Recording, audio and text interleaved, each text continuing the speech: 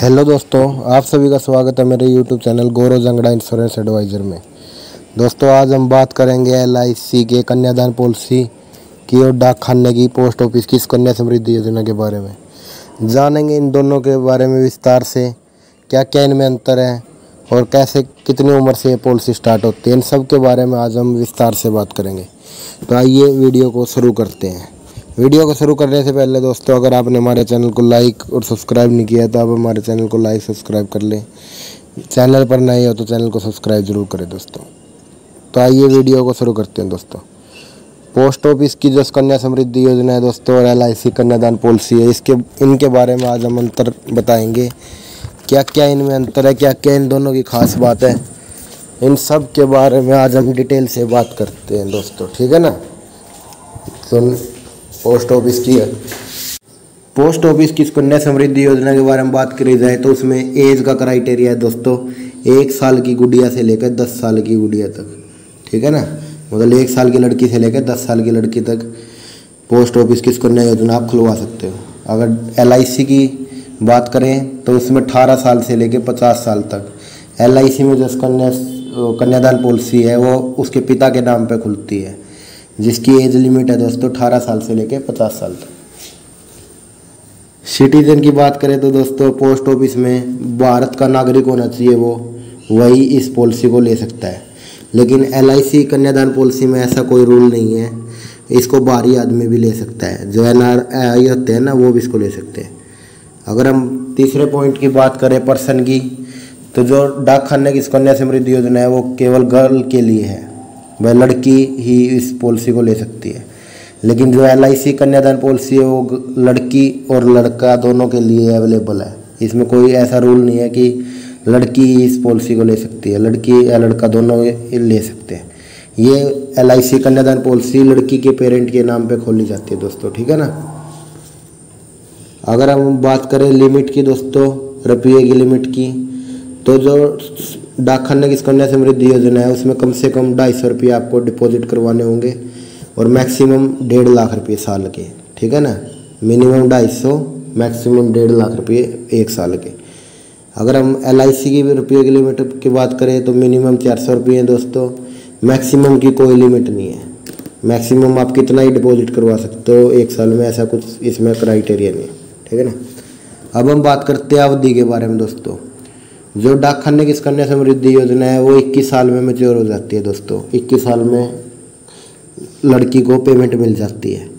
जो LIC की अवधि की बात करें हम तो इसमें 13 साल से लेकर 25 साल की अवधि होती है। कस्टमर कोई सी भी अवधि इसमें सेलेक्ट कर सकता है, या 13 साल की भी ले सकता है, वो 25 की भी ले सकता है, 21 की भी ले सकता है, ठीक है ना। अब हम बात करते हैं दोस्तों प्रीमियम टर्म के बारे में। भाई कितने साल प्रीमियम भरना है कस्टमर को। डाक खाने की कन्या समृद्धि योजना में उसको 15 साल प्रीमियम भरना है दोस्तों। और जो LIC कन्यादान पॉलिसी है जितने साल की वो अवधि लेगा ना, उससे 3 साल कम प्रीमियम भरा जाएगा उसमें। अगर वो 18 साल की अवधि लेता है तो 15 साल रुपये भरने हैं, 21 साल की अवधि लेता है 18 साल रुपये भरने हैं, 25 साल की लेता है तो 22 साल रुपये भरने हैं, ठीक है दोस्तों।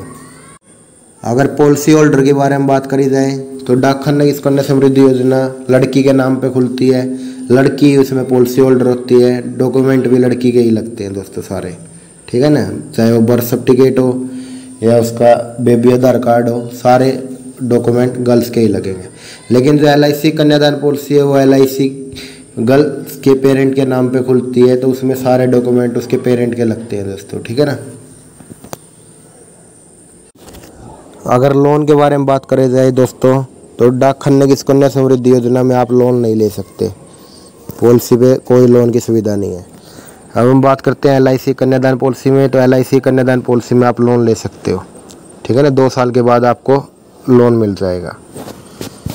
फ्री मैच्योर की बात करें दोस्तों तो डाक खाने की कन्या समृद्धि योजना 18 साल में उसमें आप हाफ पेमेंट निकलवा सकते हैं।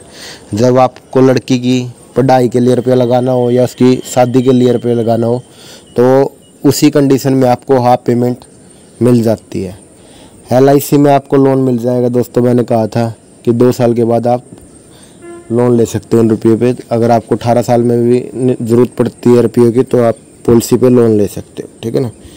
अगर रिबेट के बारे में बात करी जाए तो दोनों ही पॉलिसी में ATC के अंतर्गत टैक्स फ्री मैच्योरिटी है दोस्तों, कि कोई सी भी, चाहे वो डाक खाने की सुकन्या समृद्धि योजना हो या LIC कन्यादान पॉलिसी हो, किसी में भी कोई टैक्स नहीं देना दोस्तों, ठीक है ना, दोनों टैक्स फ्री है। अब हम बात करते हैं दोस्तों इस सबसे महत्वपूर्ण पॉइंट के बारे में, जिसका नाम है इंश्योरेंस।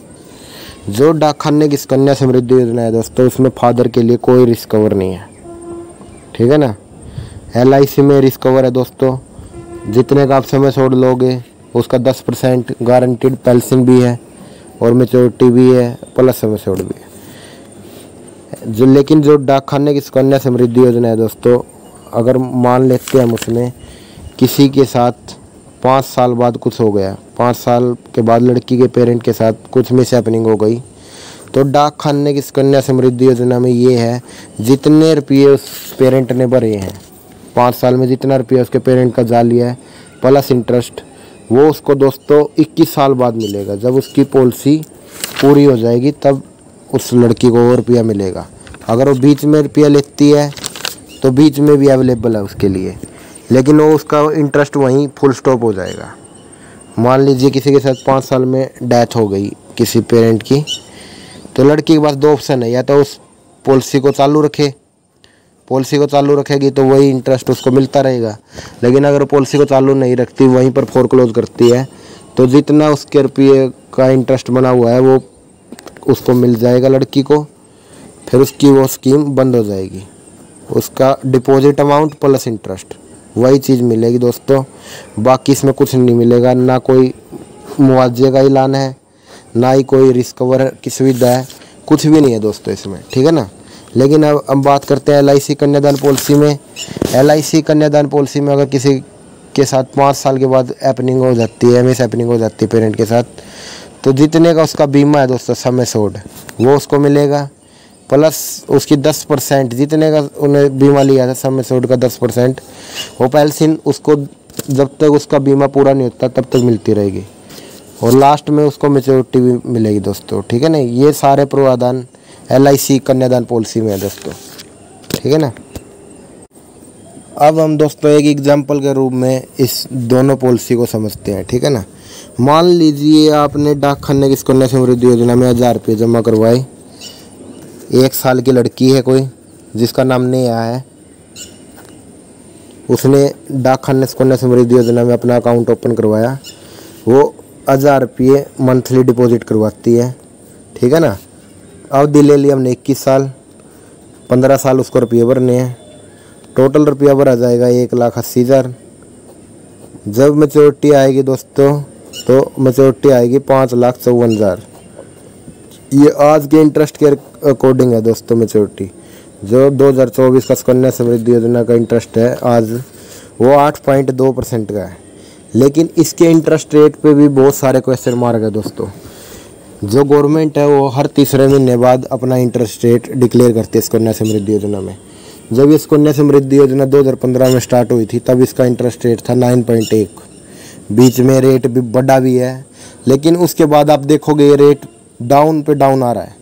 तो जो अपने अर्थशास्त्री हैं वो इस बात को लेकर कंफ्यूज हैं कि जब ये मैच्योर होगी तो इसका इंटरेस्ट रेट भी 5 या 6% रह जाएगा दोस्तों। तो कोई धोखे में ना रहे कि हमने 2014 में पॉलिसी करवाई थी, 2015 में अकाउंट ओपन करवाया था, तो हमें उसके इंटरेस्ट के अकॉर्डिंग ही रुपया मिलेगा जब ये मैच्योर होगी। ऐसा कुछ नहीं है दोस्तों। जो लास्ट में जब मैच्योरिटी आएगी उस टाइम का जो इंटरेस्ट रेट होगा, उस इंटरेस्ट रेट के अकॉर्डिंग आपको मैच्योरिटी मिलेगी, ना कि जब आपने ओपन करवाया था तो उसके अकॉर्डिंग, ठीक है ना दोस्तों। इसमें ये बहुत वो है, तो इंटरेस्ट रेट इसमें कोई फिक्स नहीं है दोस्तों। अब हम बात करते हैं LIC कन्यादान के अकॉर्डिंग। इसमें भी मान लेते हैं हम, उसके पिताजी ने इंश्योरेंस करवा लिया, जिनकी उम्र है 25 साल, जिसका नाम राहुल है। उसने अपनी लड़की के नाम से पॉलिसी ले ली, ठीक है ना। 1 साल की उसकी लड़की है जिसका नाम नेहा है, उसके नाम से पॉलिसी ले ली उन्हें। इसमें वो भी इसमें 1000 रुपये डिपॉजिट करवाता है दोस्तों, तो उसको 2,10,000 का बीमा मिलेगा दोस्तों। समय सोड 2,10,000 रुपये, पहले दिन से ही उसके पिता का रिस्क कवर होगा 2,10,000 रुपये का, ठीक है ना दोस्तों। अवधि ले ली हमने 21 साल। जो रुपया भरना है दोस्तों, इसमें मैंने आपको बताया था बीमा से 3 साल कम रुपया भरा जाएगा, तो मतलब 18 साल रुपया भरने हैं दोस्तों आपको। जो टोटल रुपया भरा जाएगा दोस्तों इसमें वो भरा जाएगा 2,07,000। जो मैच्योरिटी मिलेगी दोस्तों आपको मिलेगी 4,33,000। मैच्योरिटी कितने मिलेगी दोस्तों? 4,33,000, ठीक है ना। ये मैच्योरिटी जो LIC हर साल अपना बोनस डिक्लेयर करती है दोस्तों, और आप LIC का बोनस उठा के देखोगे इस प्लान का, प्रत्येक 10 साल से कोई उसमें बदलाव नहीं है, सेम है। तो इसमें आप गारंटी ले सकते हैं, ना कि डाक खाने की सुकन्या समृद्धि योजना की तरह है कि हर तीसरे महीने में इंटरेस्ट या तो डाउन हो या अप हो, ऐसे ही लगा रहता है, ठीक है ना। तो ये LIC कन्यादान पॉलिसी थी दोस्तों। इन दोनों में ये है। अब मैं आपको बताता हूँ, किसी के साथ 4 साल के बाद मिस हैपनिंग हो गई, इन दोनों में ही मान लेते हैं 4 साल के बाद मिस हैपनिंग हो गई। सबसे पहले डाक खाने में मान लेते हैं दोस्तों। डाक खाने में अगर 4 साल में मिस हैपनिंग हो गई तो उसके फादर ने 48,000 रुपये जमा हो गए उसके 1,000 रुपये के अकॉर्डिंग, प्लस उसको वो इंटरेस्ट मिलेगा दोस्तों। अगर वो उस पॉलिसी को क्लोज कराती है ना लड़की, तो उसको इंटरेस्ट मिलेगा, चाहे वो इंटरेस्ट ला लो आप 4,000 रुपये हो चाहे 5,000 रुपये हो, तो इतना ही मिलेगा। मतलब कुल मिला के अगर 5,000 होगा तो 53,000 रुपये की पेमेंट मिल जाएगी दोस्तों डाक खाने की सुकन्या समृद्धि योजना में। लेकिन अगर LIC में 4 साल में कुछ मिस हैपनिंग होती है उसके पिताजी के साथ, तो 2,10,000 रुपये का पहले दिन से ही कवर है दोस्तों। 2,10,000 रुपये उसको मिल जाएंगे लड़की को। फिर बाद में दोस्तों 20,000 रुपये सालाना, 20,000 रुपये की पेंशन बन जाएगी सालाना। ये 17 साल तक मिलती रहेगी दोस्तों, जब तक उसका बीमा पूरा नहीं होगा। 17 साल तक ये कंटिन्यू हर साल 20,000 रुपये लड़की को मिलते रहेंगे उसके लालन पोषण के लिए। जब 21 साल में वो पॉलिसी मैच्योर होगी तब उसको 4,33,000 की वो मैच्योरिटी भी मिलेगी दोस्तों इसमें। तो दोस्तों रिस्क कवर के मामले में LIC कन्यादान पॉलिसी डाक खाने की सुकन्या समृद्धि योजना के मुकाबले कहीं ज़्यादा बेटर है, ठीक है ना दोस्तों। तो आई होप आपको हमारी ये वीडियो पसंद आई होगी। आप अगर हमसे कोई भी पॉलिसी लेना चाहते हैं तो आप हमसे ज़रूर कांटेक्ट करें, और दोस्तों रिस्क कवर को मद्देनज़र रखते हुए ही पॉलिसी परचेज करें, चाहे वो डाक खाने की सुकन्या समृद्धि योजना हो या LIC कन्यादान पॉलिसी हो। हर बिंदु को देखें दोस्तों, किस में आपका फ़ायदा किस में नहीं। तो इतनी लॉन्ग टर्म प्रोसेस के लिए आपको रिस्क कवर को ज़रूर वैल्यू देनी चाहिए। और जो डाक खाने का इंटरेस्ट रेट है वो भी फिक्स नहीं है दोस्तों, इंटरेस्ट रेट भी फिक्स नहीं है दोस्तों, ठीक है ना। पहले जब ये चली थी मैंने आपको बताया, ये चार्ट है पूरा सुकन्या समृद्धि योजना का। जब ये 2015 में चली थी 9.2% का इंटरेस्ट था इसका, लेकिन अब ये 8.2% का रह गया है, ठीक है ना दोस्तों। इसका इंटरेस्ट रेट हर तीसरे महीने में डिक्लेयर होता है। तो ये थी दोस्तों LIC की कन्यादान पॉलिसी और डाक खाने की सुकन्या समृद्धि योजना की पूरी जानकारी दोस्तों। कहीं भी कोई से भी चैनल पर आपको पूरी जानकारी नहीं मिलेगी दोस्तों। आई होप आपको हमारी ये वीडियो पसंद आई होगी। वीडियो पसंद आई है तो वीडियो को लाइक करें दोस्तों, शेयर करें, और चैनल पर नए तो चैनल को सब्सक्राइब जरूर करें दोस्तों। और LIC कन्यादान पॉलिसी परचेज करने के लिए हमसे संपर्क करें दोस्तों। नीचे हमारी इंस्टाग्राम ID दी हुई है गौरव जांगड़ा 845, उस पर हमें मैसेज करें और ज़्यादा से ज़्यादा कमेंट करें दोस्तों। अगर आप इस पॉलिसी को परचेज करना चाहते हो तो ज़्यादा से ज़्यादा कमेंट करें। 30 सितंबर 2024 के बाद LIC अपने सभी प्लानों में चेंज कर रही है दोस्तों। तो ज़्यादा से ज़्यादा मात्रा में LIC की पॉलिसी लें और हमारे चैनल को सब्सक्राइब करें।